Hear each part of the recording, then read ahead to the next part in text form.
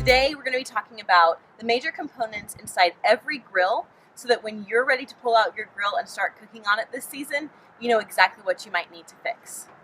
This is actually our company grill, so you'll see that it's been used.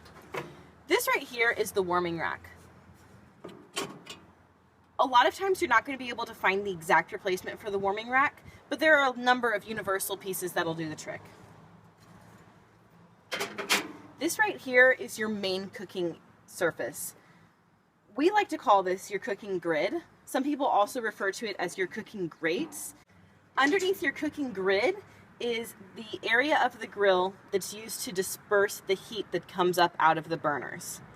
This is an infrared burner right here. These are actually very rare despite some of the branding of other grill companies. This is an actual infrared burner. It doesn't need any kind of heat dispersal. However, if you have a burner that has flames coming out of it, like the rest of these burners in this grill do, you'll need something to disperse the heat. This system right here is called a briquette grate with briquettes. You can also put lava rock on top of this.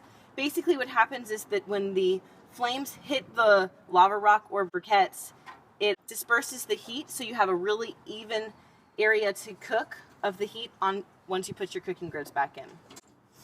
This keeps flare-ups from happening as easily, and it also catches grease so you don't have that grease hitting right down onto your burners. Underneath the heat dispersal area is your burners. The flame will actually come out of these here. That's where the heat comes from. This is called your electrode, and the little box surrounding it is the collector box. So when your gas comes out of the burner, it actually gets collected into this box right here, and when you push the igniter, the electrode sparks and lights the gas that has collected inside this box, and then that lit gas continues the flame around your burner.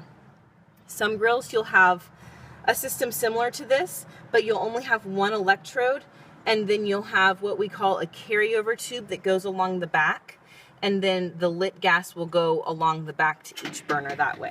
Okay, now we're looking up underneath the control panel of the grill. The control panel is where your knobs are, and that's how you control how much gas you need.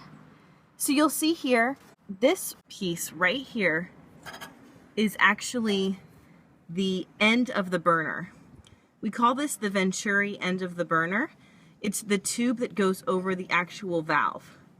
This is the valve right here. You very rarely ever need to replace anything on the valve, but if the valve is broken, then you actually will need to replace that piece. If your valve is attached to a tube at the front of your grill, that's called the manifold. How many burners you have is how many valves you'll have. So you can see there's 3 valves in this grill, and that's for our 2 regular flame burners and our 1 infrared burner. And they're all attached to the manifold up here. So the gas regulator hose is attached to the tank, which is right there. And that comes straight up, attaches to the manifold, brings the gas into the manifold distributes it into the valves, and the valves take it into your burner. You'll also see, now that we're looking up underneath, this is the wire for the electrode. So again, it's similar of the spark of the electrode to the gas in the grill. You've got a module at the front that the wires connect into, and those wires go to the electrode, bringing the spark from the module to the electrode. Then the electrode, like we talked about before, sparks the gas, and the lit gas lights the rest of the burner. All right, so we've talked about the burners, the heat dispersal, the cooking grid, and then we've also shown you the ignition system and the way the gas flows through most grills. This should be about everything you need to know when you're opening up your grill.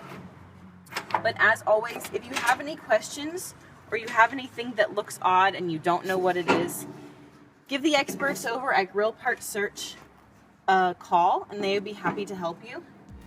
And for now, I'm gonna fire this grill up and cook some burgers.